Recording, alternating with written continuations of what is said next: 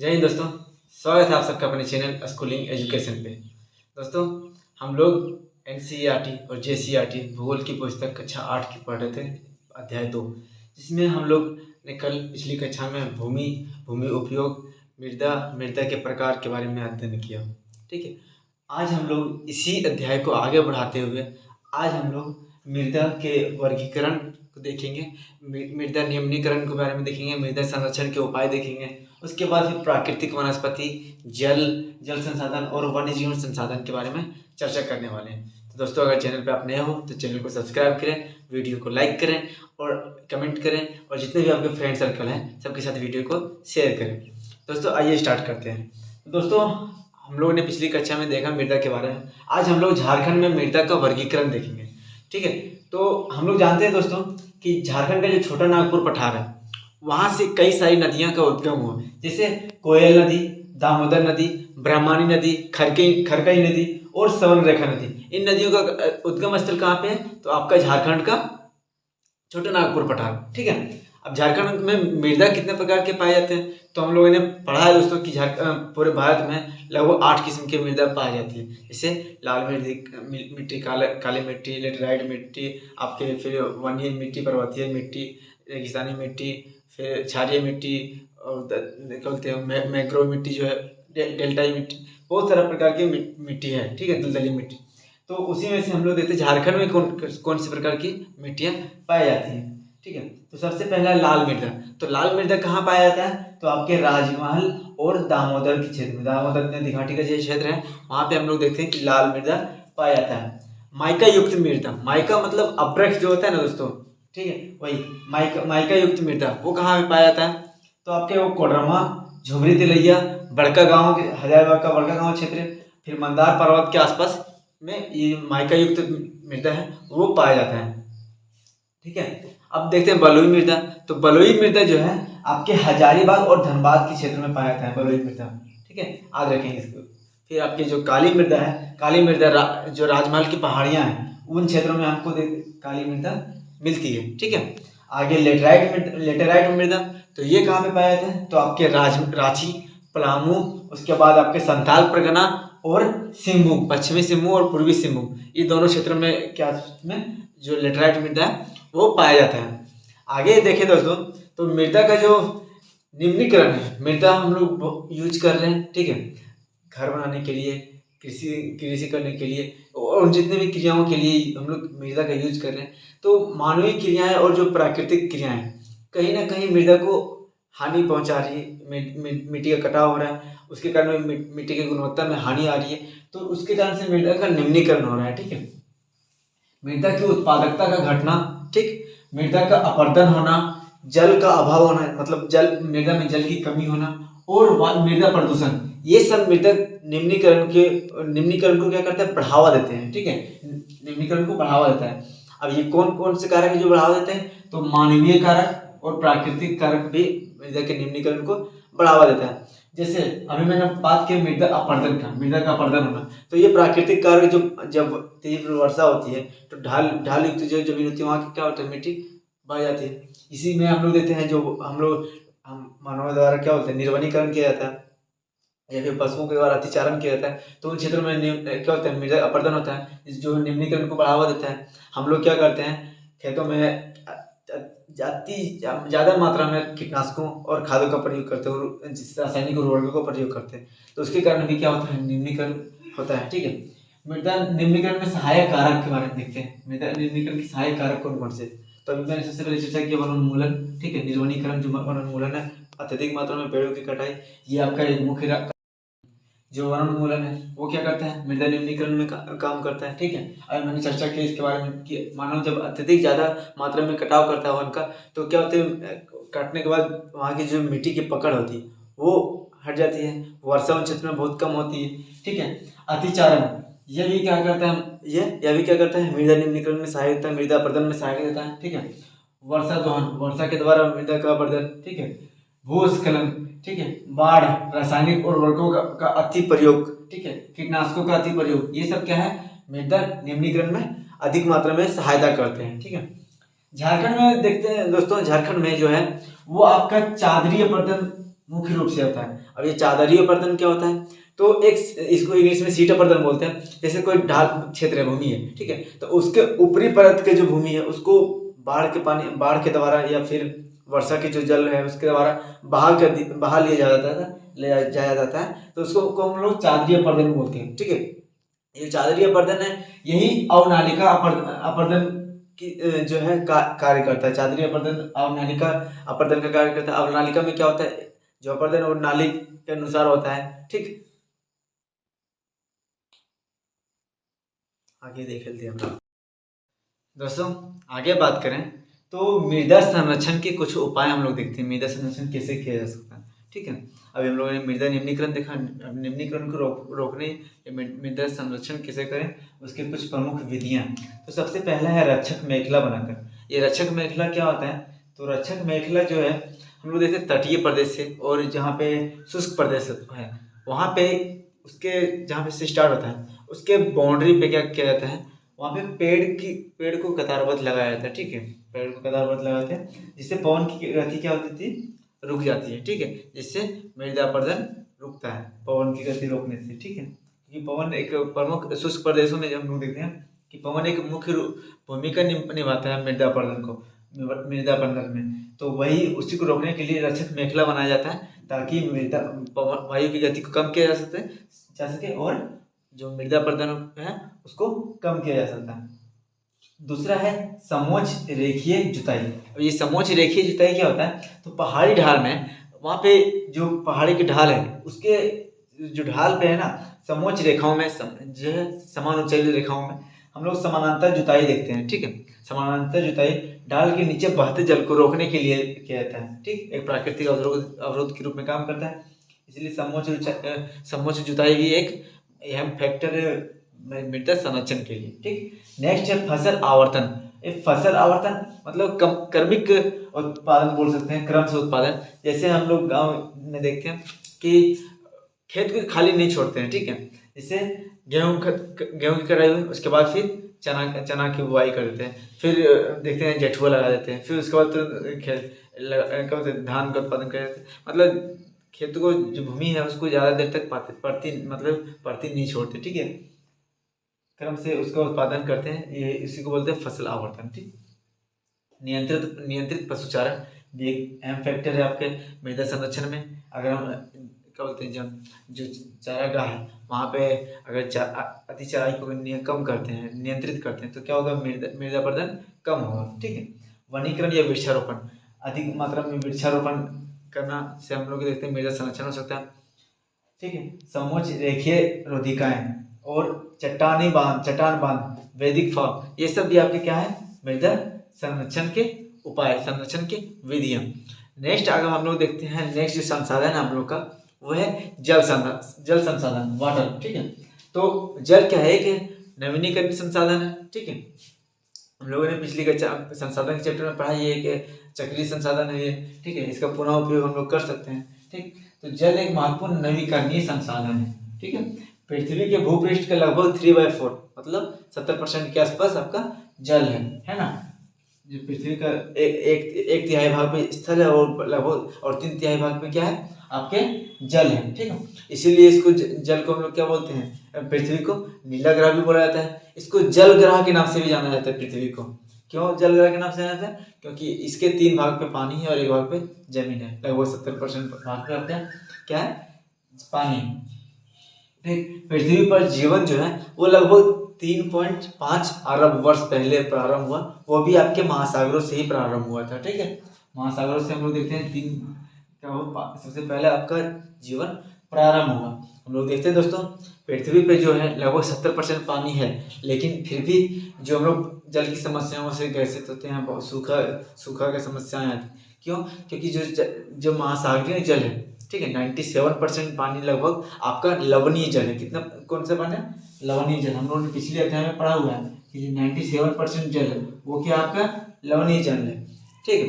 और जो बाकी 97.3%, ठीक, और जो 2.7% पानी है वो आपका अलवणीय जल है, जो हम लोग देखते हैं हिमटोपियों के रूप में, ठीक है, ग्लेशियर्स के रूप में, आपके ग्रीनलैंड, अंटार्कटिका, हिमालय पर्वत श्रेणियाँ, एंडीज पर्वत श्रेणी और नदियों में, झीलों में, वहाँ पे आपका विराजमान है और भूमिगत जल के रूप में विराजमान है। लेकिन जो आपके अंटार्कटिका है, ग्रीनलैंड है और आपकी हिमटोपियाँ हैं, वहाँ तक मानव की पहुँच नहीं के बराबर है, ठीक है। नहीं नहीं पहुँच, वहाँ तक पानी, वहाँ के जो स्वच्छ पानी है वो हम लोग नहीं ला पाएंगे। तो लगभग मात्र 1% के आसपास, 1% से भी कम, 1% के आसपास पानी जो है मानव की पहुँच है उस पर, ठीक है। तो इसी कारण से हम लोग देखते हैं जल की समस्याएं आए दिन आती रहती है। हम लोग जल ही जीवन है का नारा हम लोग देखते हैं, ठीक है, पानी जल बचाओ योजना के तहत, ठीक। देखते हैं अलवणीय जल जो है पृथ्वी पर सबसे मूल्यवान पदार्थ है। क्यों? ये इसी कारण है क्योंकि 70% जल होने के बाद भी 70% का 97.3% के आसपास जल जो है आपके महासागरीय जल है, अलवणीय जल है, ठीक, सॉरी लवणीय जल है। और जब 2.7% है तो उसका भी उसमें भी सिर्फ 1% हम लोग पानी जो जो अलवणीय जल है उसमें मानव की पहुंच है, ठीक। पृथ्वी पर जो है जल की मात्रा स्थिर है, ठीक है, जल की मात्रा स्थिर, इसमें परिवर्तन नहीं होता है। जो मैंने पिछली कक्षा में भी पढ़ा है दोस्तों कि जो पानी करोड़ों वर्ष पूर्व था वही पानी आज भी है, सिर्फ इसका क्या हो रहा है, रिसाइकल हो रहा है, चक्रण हो रहा है, जल चक्र बन के तहत वर्षा के माध्यम से पानी प्राप्त होता है, ठीक है। उसके बाद धरातल पे आता है, धरातल पे वाष्पीकरण, धरातल से नदियों में, तालाबों में जाता है, ठीक है, महासागरों में जाता है, फिर यहाँ से वाष्पीकरण होता है, वाष्पीकरण के बाद हम लोग देखते हैं फिर वहाँ पे बादल बनता है, ठीक है, संघनन होता है, फिर बादल बनता है, फिर वर्षा के रूप में प्राप्त होता है। तो ये चक्र जो है चलता रहता है, ठीक है। तो वही जो वर्षा जो पानी है जो करोड़ों वर्ष पूर्व था वही पानी अभी भी हमें प्राप्त है, यह स्थिर इसकी मात्रा में, ठीक है। जल की मात्रा में क्या है, स्थिर है, जल में कोई परिवर्तन, जल की मात्रा में परिवर्तन नहीं हुआ है। अब हम लोग देखते हैं दोस्तों जल का उपयोग किन रूपों में किया जा रहा है, ठीक है। तो इसका एक चार्ट बना हुआ है।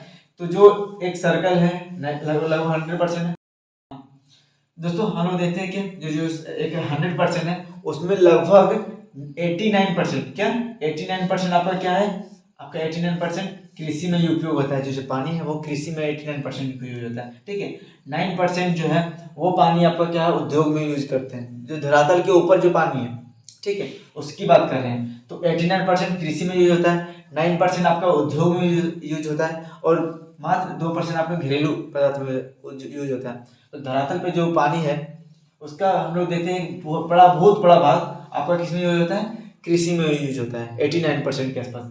अब देखते हैं दोस्तों भूमिगत जल, जो जमीन के अंदर है जल, उसका प्रयोग किस प्रकार, उपयोग किस प्रकार हो रहा है। तो इसका भी पानी का लगभग उपयोग हम लोग देखते हैं सिंचाई में, कृषि में 92%, कितना 92% पानी जो आपका कृषि में उपयोग हो रहा है, ठीक है।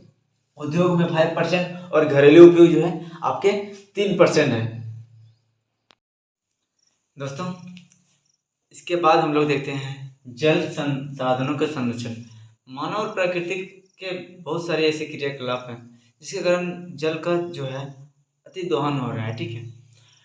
वर्षा के रूप में हमें जल प्राप्त तो होता है लेकिन इसका संरक्षण नहीं हो पाने के कारण जल क्या हो जाता है, नदियों नालों के तहत, नालों के साथ साथ मिल करके नदियों में बह जाता है, उसका फिर वो सागरों तालाबों में जाके जमा हो जाता है, महासागरों में जो चला जाता है। और उसके बाद फिर हम लोग देखते हैं कुछ ऐसा समय आता है कि हमें जल की समस्याओं से ग्रसित होना पड़ता है और जल की किल्लत होती जाती है, जल की बहुत कमी होती है। हम कई ऐसे क्षेत्र हैं जैसे आपके उत्तरी अमेरिका के क्षेत्र, ठीक है, दक्षिणी अमेरिका के दक्षिणी क्षेत्र में हम लोग देखते हैं, फिर अफ्रीका महाद्वीप जो है उसका अधिकांश भाग, उसके बाद आपके एशिया महाद्वीप जो है उसका पश्चिमी इलाका, दक्षिणी पश्चिमी क्षेत्र और पूरा का पूरा ऑस्ट्रेलिया महाद्वीप, सभी क्षेत्र में हम लोग कहीं ना कहीं जल की समस्याओं से ग्रसित होते हैं, ठीक है। ऑस्ट्रेलिया महाद्वीप को हम लोग प्यासी भूमि का देश भी बोला जाता है। आपका अरब प्रदेश जो है भारत एशिया महाद्वीप का, एशिया महाद्वीप जो अरब प्रदेश है वो आपका क्या क्या बोलते हैं, अरब प्रदेश शुष्क प्रदेश के रूप में, ठीक है। उसके बाद आपका सॉरी एशिया महाद्वीप के ही उत्तरी क्षेत्र में हम लोग देखते हैं जो आपका मध्य एशिया भाग में वो भी आपका शुष्क इलाका है, ठीक है। गोबी का मरुस्थल, बहुत सारे मरुस्थल ऐसे हैं। ऑस्ट्रेलिया महाद्वीप का पश्चिमी जो भाग जो है वो पूर्णतः डेजर्ट के रूप में है, ठीक है। वहाँ पे जल की बहुत बहुत मांग होती है, बहुत बहुत कमी है वहाँ पे, ठीक, डेजर्ट के रूप में है, उसको प्यासी भूमि का देश भी बोला जाता है। अफ्रीका में आपका पता ही है सहारा मरुस्थल, ठीक। तो ऐसे बहुत सारे ऐसे देश हैं जहाँ जल की समस्या है, 70% जल होने के बाद भी। तो इसको हम लोग जल को क्या करना है, जो वर्षा से हमें जल प्राप्त होती है, क्या ऐसा क्या किया जा सकता है जिससे हमको उसके जल का संरक्षण कर सके और हमारी जो जल की समस्या है उसको दूर कर सके। तो आइए हम लोग देखते हैं कुछ उपाय हैं, कुछ विधियां हैं जिससे हम लोग जल के संसाधनों का संरक्षण कर सकते हैं। ठीक है, तो सबसे पहला वर्षा द्वारा जो जल में प्राप्त होता है उसका संग्रहण करके। ठीक है, राजस्थान में हम लोग देखते हैं, राजस्थान के क्षेत्र में वहाँ पे हर घर में, ठीक है, लगभग हर घर में आपको जल संरक्षण की विधियां के द्वारा एक सेफ्टी टैंक दिखेगा जहाँ पे जल को जमा किया जाता है। ठीक है, उसके बाद उसका उपयोग घर के अन्य कामों के लिए किया जाता है। ठीक है, तमिलनाडु में भी हम लोग देखते हैं जब हर घर के छत पे आपको एक क्या बोलते हैं, जल संरक्षण के लिए एक टैंक बना मिलेगा। ठीक है, उसे जमा करते हैं लोग। आपके राजस्थान के क्षेत्र में, जैसलमेर के क्षेत्र में दिखेगा। ठीक है, तो वर्षा जल जो है उसका संरक्षण करके, ठीक, उसके बाद धरातलीय जल का संरक्षण करके, धरातलीय जल का संरक्षण करके, जैसे जो हमें धरती से जो जल प्राप्त हो रहा है उसका संरक्षण करके हम लोग जल संसाधनों जल संसाधनों का संरक्षण कर सकते हैं। ठीक है, अब धरातल का जो जल हमें प्राप्त है उस जल को क्या बहुत कम मात्रा में, जितनी आवश्यकता है उतना यूज करेंगे, उससे ज़्यादा यूज नहीं करेंगे, ज़्यादा दोहन नहीं करेंगे। ठीक, जैसे घर में यूज होने वाला पानी या फिर हम लोग जो पास करते हैं, नहाते हैं, वो पानी को हम लोग सिंचाई में यूज कर सकते हैं, बागवानी में कर सकते हैं। तो ऐसे जल का पुनः उपयोग करके हम लोग क्या कर सकते हैं, जल का संरक्षण कर सकते हैं। ठीक है, सिंचाई पद्धति में परिवर्तन, जहाँ पे हम लोग कृषि में देखते हैं क्या क्या किया जाता है, एक पूरे खेत को सींच दिया जाता है, पानी ला करके उसको पूरे खेत में बहा दिया जाता है। लेकिन अगर हम उसी खेत में जिस पौधे में जरूरत है और टपक विधि के माध्यम से हम लोग उसकी सिंचाई करें तो एक जो जल का जो उतना वेस्ट हो जाता है, ठीक है, उस पर क्या कर सकते हैं हम लोग, कंट्रोल कर सकते हैं। ठीक है, तो सिंचाई पद्धति में अगर परिवर्तन करते हैं, टपक विधि का प्रयोग करते हैं, ठीक है, तो क्या होगा, जल संरक्षण होगा।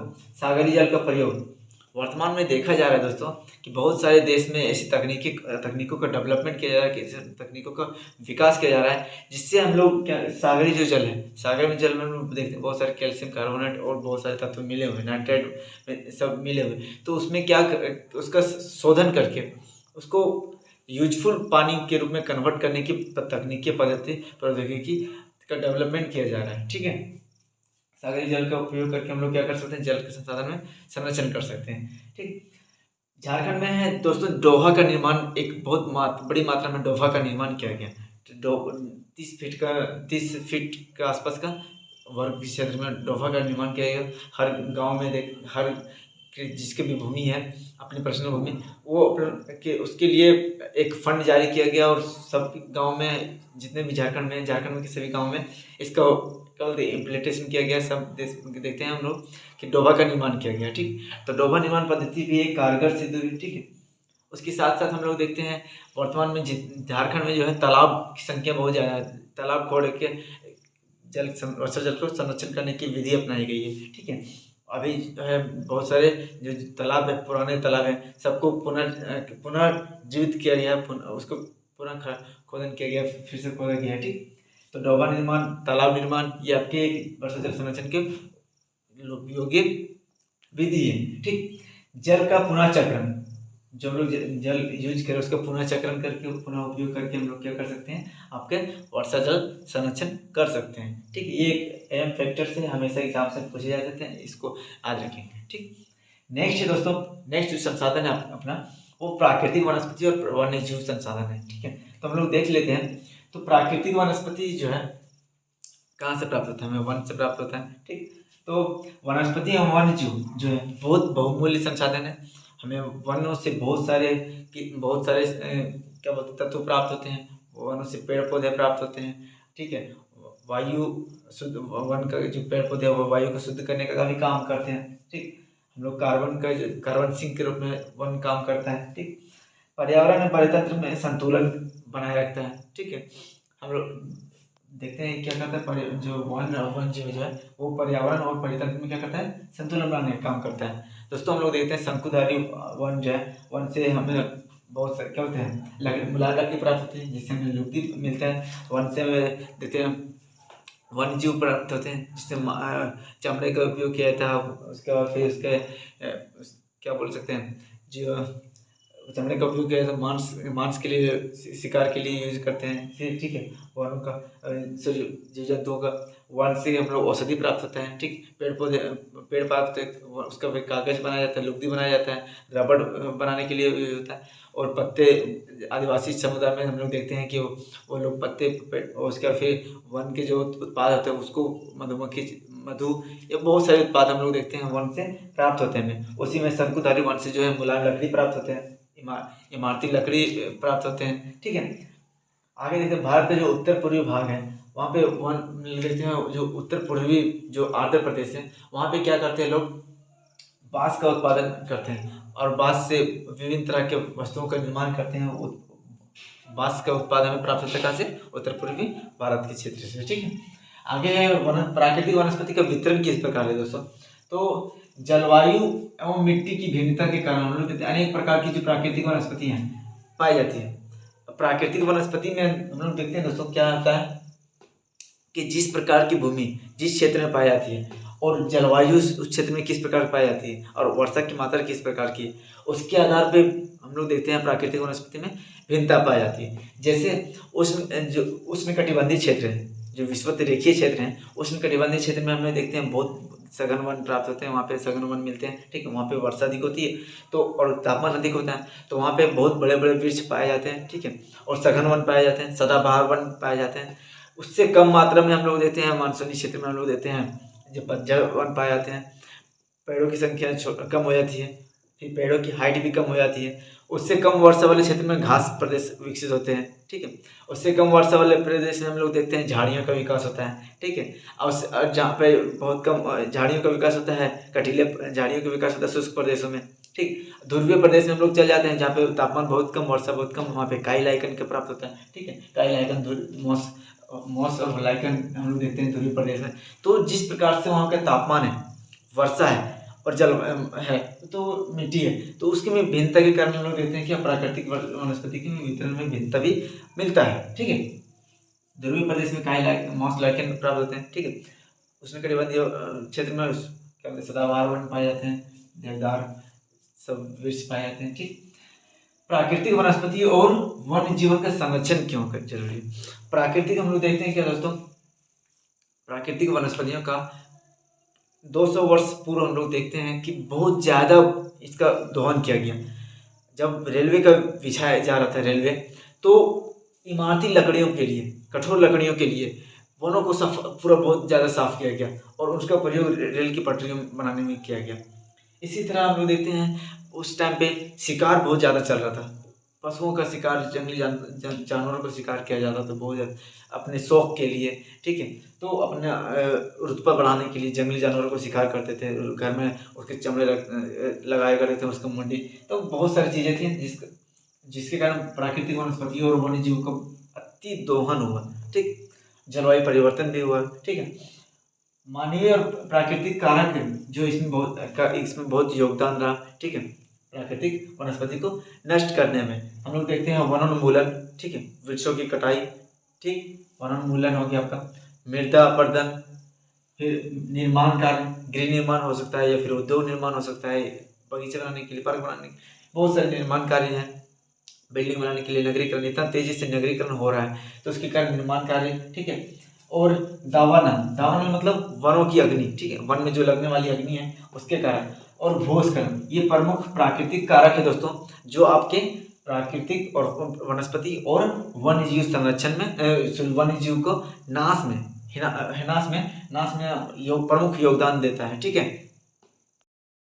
दोस्तों, अब हम लोग आगे वनस्पति और वन्य जीव संरक्षण के लिए जो कदम उठाए गए उस पर हम लोग थोड़ा जोर देते हैं। ठीक है, उस पर हम लोग ध्यान देते हैं। तो सबसे पहला जो कदम हम लोग देखते हैं कि अवैध शिकार पर रोक लगाया गया। ठीक, हम लोग अभी थोड़ी देर पहले हम लोग पढ़े कि जो राजा महाराजा के टाइम पे थे, उसके बाद जब फिर भारत में उपनिवेश का शासन चला, ब्रिटिश शासन चला, तो उस टाइम पे भी जानवरों को, जो जंगली पशु है उस पर क्या कि बहुत ज़्यादा शिकार खेला, एक गेम के रूप में लिया जाने लगा, एक प्रतिष्ठा के रूप में लिया जाने लगा, जिसके कारण वन पशुओं का बहुत ज़्यादा दोहन हुआ। ठीक है, उन पशु को बहुत ज़्यादा शिकार हो, तो अवैध शिकार को फिर रोकने के लिए कदम उठाए गए। ठीक है, तो ये एक उपाय हो सकता है आपका, जो अवैध शिकार को रोक करके हम लोग इसका संरक्षण कर सकते हैं जंगली पशु का। ठीक, जागरूकता कार्यक्रम सामूहिक रूप से विद्यालय में, या फिर जो नुक्कड़ नाटक के रूप में, बहुत सारे ऐसे कार्यक्रम के रूप में जागरूकता कार्यक्रम चला करके हम लोग इस पे लोगों को जागरूक कर सकते हैं। इसके प्रति लोगों को जागरूक करके हम लोग क्या कर सकते हैं, इसका संरक्षण कर सकते हैं। ठीक, भारत में देखते हैं दोस्तों, वन जीवन जो संरक्षण अधिनियम है 1972 में है। कितना? 1972 में है। ठीक है, आज रखेंगे ये चीज 1972, ये डेट एग्जाम में पूछा जाता है, वन जीवन संरक्षण अधिनियम कब आया। ठीक है, उसके बाद उसी ईयर में हम लोग देखते हैं राष्ट्रीय पार्क की स्थापना की गई। ठीक है, नेशनल पार्क, झारखंड में आपका एक बेतला नेशनल पार्क है। ठीक है, बिहार में आपका जो वाल्मीकि नेशनल पार्क, वो इस तरह हम लोग देखते हैं कि नेशनल पार्क हर राज्यों में स्थापना किया गया। ठीक है, सबसे पहला जो देखते हैं कब आए, ये 1972 में आए। ठीक, टाइगर रिजर्व आए, बाघ के लिए बाघ संरक्षित क्षेत्र लाए गए 1973 में, इसको लाए गए टाइगर रिजर्व। ठीक, स्थापना की गई। फिर हम लोग देखते हैं भारत में 18 जैव प्रमंडल जैव आरक्षित क्षेत्र की स्थापना की गई। ठीक, जो प्रथम जो जैव मंडल आरक्षित क्षेत्र जो है वो आपका 1986 में आया। ठीक, प्रथम स्थापना की कब की गई? 1986 में।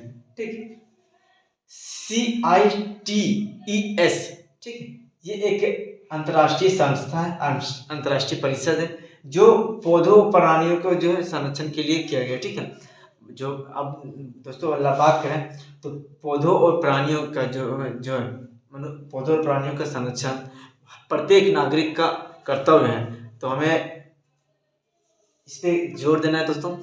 और वनस्पति वन जीव संरक्षण और अपने ऐसे जो भी संसाधन है जिससे हमारे पर्यावरण को नुकसान पहुंच रहा है, जिसके अति दोहन से पर्यावरण को नुकसान पहुंच रहा है, उसको कम करना है और पर्यावरण संरक्षण पे जोर देना है दोस्तों। इस पे सरकार भी काम कर रही है, राज्य सरकार भी काम कर रही है, अंतर्राष्ट्रीय संस्थाएं भी काम कर रही है। ठीक है, तो दोस्तों अगर जानकारी अच्छी लगी हो तो वीडियो को लाइक करें और कमेंट करें, और आपके जितने भी फ्रेंड सर्कल है सबके साथ वीडियो को ज़्यादा से ज़्यादा शेयर करें। जय हिंद।